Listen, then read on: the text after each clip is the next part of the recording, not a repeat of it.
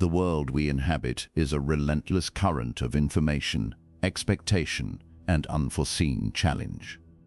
From the moment we wake, we are bombarded by a digital cacophony, by the pressures of our work, by the complex dynamics of our relationships, and by the quiet, persistent whisper of our own anxieties. It is easy to feel adrift in this storm, to feel that our inner peace is a fragile boat tossed about by waves we cannot control. We seek anchors, we search for tools to fortify our minds, to find a quiet center that remains unshaken no matter how fierce the tempest becomes. In this search, many have turned to two seemingly disparate sources of wisdom. One is ancient, a philosophy forged in the bustling heart of Rome and the disciplined halls of Greece. The other is modern, a psychological tool popularized in an age of self-help and personal optimization. The first is Stoicism. The second is the practice of affirmations. At first glance, they might appear incompatible. Stoicism, with its reputation for rugged endurance and emotional restraint, seems a world away from the positive, often aspirational language of affirmations. Yet a deeper look reveals a profound and powerful synergy. This is the exploration we shall undertake together. We will delve into the art and practice of Stoic affirmations, a method that is not about magical thinking or pretending that life is without hardship. It is about grounding ourselves in reality, in virtue, and in the one thing we can truly command, our own minds and our own responses. This is a guide to forging an unshakable inner core, not by wishing the world to be different, but by becoming the kind of person who can stand firm within it, whatever it may bring. To understand the power of Stoic affirmations, we must first understand the soil in which they are rooted. We must turn back the clock nearly 2 millennia and walk the streets of ancient Rome, where a man named Epictetus, born a slave, would teach one of the most powerful philosophies for human flourishing ever conceived. Stoicism is often misunderstood as the suppression of all emotion, a kind of emotional numbness. This is a crude caricature. Stoicism is not the absence of feeling, but the mastery of it. It is a practical philosophy designed for living, not just for contemplating. Its ultimate aim is to achieve a state of inner tranquility, or ataraxia, and a sense of purpose, guided by a life of virtue. The great Stoics, figures like the statesman Seneca, the slave-turned-teacher Epictetus, and the emperor Marcus Aurelius, were not armchair philosophers. They were men of action who dealt with immense pressure, political intrigue, personal loss, and the constant reality of mortality. Their teachings were their survival guides, and they are as relevant today as they were on the floors of the Roman Senate. The core of their philosophy rests on a few foundational pillars, principles that are simple to grasp but require a lifetime of practice to embody. The first and most crucial of these is the dichotomy of control. Epictetus stated that the foundation of a tranquil life lies in clearly distinguishing between what is up to us and what is not up to us. What is up to us? Our judgments, our impulses, our desires, our aversions, and, in a word, everything that is our own doing. What is not up to us? Our body, our property, our reputation, our career, our political leaders, and, in a word, everything that is not our own doing. The majority of human suffering, the Stoics argued, arises from trying to control what is beyond our control or from neglecting to control what is within it. We agonize over the opinions of others, we despair at the state of the world, we rage in traffic. These are all attempts to bend the external world to our will, a futile and exhausting endeavor. The Stoic path is to withdraw our energy from these external battles and focus it entirely on the internal citadel of our own mind. Another key principle is the concept of living in accordance with nature. For the Stoics, this did not mean going to live in the woods. It meant understanding the rational order of the universe and our place within it as rational social creatures. To live in accordance with nature is to live virtuously, to express reason, and to fulfill our duties to our fellow human beings. Virtue for the Stoics was the sole good. Wisdom, justice, courage, and temperance were not just abstract ideals, but the very components of a good life. Wealth, health, and reputation were considered indifferent, meaning they were not inherently good or bad. It is our use of them that determines their moral value. A wealthy person can be vicious, and a poor person can be virtuous. The good lies not in the external circumstance, but in the internal character. This framework provides the perfect foundation for a new kind of affirmation, one that is not about acquiring external goods, but about cultivating internal excellence. With this philosophical groundwork laid, we can now turn to the modern concept of affirmations. Affirmations are positive, present-tense statements that are repeated regularly with the intention of influencing one's subconscious mind and beliefs. The underlying psychological theory suggests that our thoughts shape our reality. By consistently introducing new, empowering thoughts, we can begin to rewire our neural pathways, a concept known as neuroplasticity. We can challenge and dismantle long-held negative beliefs and replace them with constructive ones. The practice has gained immense popularity, and for good reason. Many people have found that consciously directing their thoughts towards positivity can improve their mood, boost their confidence, and help them achieve their goals. However, the practice of traditional affirmations is not without its pitfalls. If not grounded, it can veer into what is often called toxic positivity.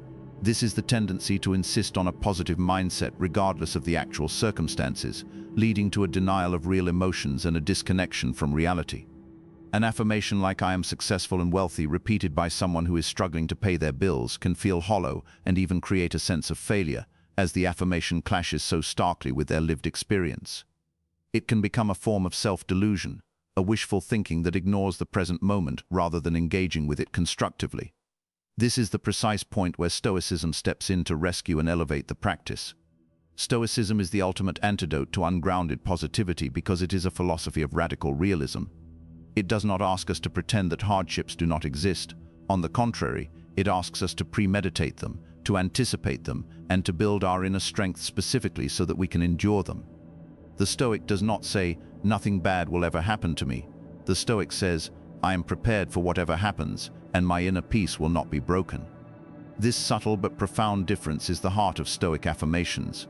They are not about changing the world with our thoughts, but about changing ourselves so that we can navigate the world with wisdom, courage, and tranquility.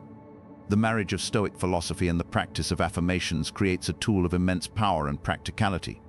Stoic affirmations are not wishful fantasies, they are declarations of intent, reminders of our principles, and exercises in focusing our attention on what truly matters. They are grounded in the bedrock of reality. Where a traditional affirmation might be, "I am surrounded by love and peace," a Stoic affirmation would be, "My peace does not depend on the actions of others. I will cultivate tranquility within myself." The first is a desire for a specific external state. The second is a commitment to an internal practice, regardless of the external state. Where a traditional affirmation might be, "I will achieve my goal easily and effortlessly," a Stoic affirmation would be, "I will apply my best effort and wisdom to my goal. I am indifferent to the outcome, as my worth lies in the virtuous attempt." This shift in focus is transformative. It moves our locus of control from the chaotic, unpredictable external world to the orderly, trainable internal world of our own minds and character. Stoic affirmations are designed to align our daily thoughts with the timeless wisdom of the Stoics. They serve as constant, gentle nudges back to the path of virtue and reason. They are the mental mantras we can use in the heat of the moment, when we are tempted to react with anger, fear, or frustration.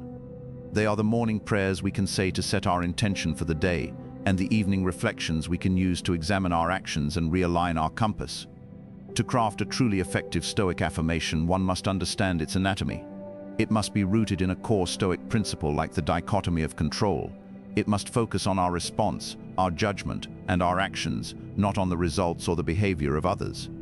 It should use language of acceptance and commitment, such as, "I accept," "I embrace," "I will," or "I am." It must be realistic and grounded, acknowledging the potential for difficulty without being defeated by it. It is a statement of how you choose to perceive and engage with the world, a conscious choice to wield your inner freedom. Let us now build a treasury of these powerful statements, exploring them not as a simple list, but as a collection of meditations, each one a doorway to a more resilient and tranquil state of being. We can group them by the challenges and situations we face in life. For moments when you feel overwhelmed by events beyond your control, you can turn to affirmations of acceptance and focus. You might say to yourself, "I focus only on what is within my power. The rest is not my concern. My peace is my own responsibility, and I claim it now. I cannot control the world, but I can control how I perceive it. I release my grip on outcomes and trust in my own ability to respond well." These phrases are not magic spells but conscious choices to redirect your mental energy from futile worry to productive self-governance. When you are facing adversity, a difficult project or a personal setback, you can call upon affirmations of resilience and strength. Consider these thoughts. This obstacle is not a barrier, it is a training ground for my virtue. I have the courage to endure this and the wisdom to learn from it. What has happened is an opportunity to practice patience and fortitude. I am stronger than this challenge because my character is not dependent on my comfort. Every difficulty is a chance to become a better version of myself. I will not be broken, I will be forged. These statements reframe suffering not as a curse, but as a necessary component of growth, a central Stoic idea. In times of stress or anxiety about the future, or when you feel lost in the minutiae of daily life, affirmations of perspective can be invaluable. You can remind yourself, I will zoom out and see the bigger picture. This moment is just one tiny speck in the vastness of the cosmos. My worries are smaller than I imagine. I am a part of a great interconnected whole. Today I will practice the view from above, seeing my life with clarity and detachment. The things that seem so important now will fade with time. I will not be disturbed by the trivial. This practice, inspired by Marcus Aurelius, helps to shrink our problems down to their true size and liberates us from their tyranny. For cultivating gratitude and contentment, which are essential for tranquility, we can use affirmations that ground us in the present moment. I am grateful for this day, for the simple act of breathing. I have enough. I am enough. My happiness does not depend on getting more, but on appreciating what I have. I will find joy in the ordinary moments that make up my life. I accept this moment exactly as it is, without resistance. This counters the constant human tendency to desire more and to live in a state of perpetual dissatisfaction, a tendency the Stoics identified as a primary source of misery. Stoicism is also a deeply social philosophy, emphasizing our duty to others. Therefore, we need affirmations for our interactions with people. When dealing with a difficult person or a frustrating social situation, you can think, I cannot control another person's actions, only my own. I will treat this person with fairness and kindness, regardless of how they treat me. Their anger is their own problem, my tranquility is mine. I will seek to understand before I seek to be understood. I will remember that we are all fellow humans, struggling with our own inner battles. I will respond with reason, not with emotion. This allows you to maintain your inner peace and act with virtue even when others are not. Finally, the Stoics were famous for their meditations on mortality, memento mori. This was not meant to be morbid, but to be a profound reminder of the preciousness of the present moment. Affirmations on this theme can be incredibly liberating. I will remember that my time is limited, and I will not waste it on trivialities. Today is the only day I have. I will live it fully and virtuously. The awareness of death sharpens my appreciation for life. I will not postpone my goodness or my happiness. I am ready to let go when the time comes, but until then, I will live with purpose and presence. This awareness strips away the non-essential and focuses the mind on what is truly important, living a good life right now. Knowing these affirmations is one thing, but integrating them into the fabric of your life is where the true transformation occurs. This requires a deliberate and consistent practice. The most powerful time to begin is in the morning. Before the demands of the day rush in, take a few moments of quiet. You can stand by a window, sit on the edge of your bed, or find a quiet corner. This is your time to set the tone. You can choose one or two affirmations that resonate with the challenges you anticipate or the virtues you wish to cultivate. Perhaps you will focus on the dichotomy of control. You might close your eyes and repeat slowly and with intention. Today I will focus only on what is within my power, my thoughts, my actions, my character. The rest I will meet with acceptance. Feel the words not just as a concept but as a commitment. Let them be the lens through which you view the coming day. This morning practice is like setting the rudder of your ship before you sail into the open sea. It establishes your intended direction from the very beginning. Throughout the day, these affirmations become your emergency toolkit. When you feel a surge of anger in a traffic jam, that is the moment to silently repeat, "My peace does not depend on this. I will use this time to practice patience." When you receive a critical email at work, before you react, you can take a breath and think, "I will respond with reason and not with ego. This feedback is an external event, my character is my own." These are not just words, they are interventions. They are a pause button between stimulus and response, creating a sacred space where you can choose your next move with wisdom instead of being hijacked by a raw emotion. The more you practice this, the more automatic it becomes, rewiring your habitual responses. The evening brings another crucial opportunity for practice. The Stoics were avid proponents of evening reflection. Marcus Aurelius would journal nightly, reviewing his day. You can do the same, perhaps with a journal or simply in your mind. Ask yourself Stoic questions. Where did I act in accordance with my principles today? Where did I fall short? What could I do better tomorrow? As you reflect, you can use affirmations to process the day and set an intention for the next. If you struggled with something, you can affirm, I accept my imperfection. Tomorrow is a new opportunity to practice. If you did well, you can affirm, I acted with virtue today, and that is the true good. This practice of honest self-assessment, coupled with compassionate and forward-looking affirmations, closes the loop, ensuring that each day is a lesson and a step forward on your philosophical journey. It is vital to understand that the words themselves are only the beginning. The ultimate goal of Stoic affirmations is to bridge the gap between thought and action. An affirmation repeated without any attempt to live it out is just an empty phrase. It is like reading a map but never starting the journey. The power is unleashed when the affirmation becomes a catalyst for virtuous action. When you affirm, I will face this challenge with courage, you must then consciously take the courageous step, however small. When you affirm, I will be patient with this person, you must then actively listen and restrain your irritation. This creates a powerful feedback loop. The affirmation inspires the action, and the successful action reinforces the belief in the affirmation. You begin to build evidence for your new identity. You are not just saying you are courageous, you are acting courageously, and therefore you are becoming courageous. The words become a self-fulfilling prophecy, not through magic, but through the consistent application of will. This is the essence of character building. It is a process of aligning your inner world with your outer actions until they are one and the same. This is why Stoic affirmations are so effective. They are not about creating a fantasy world in your mind.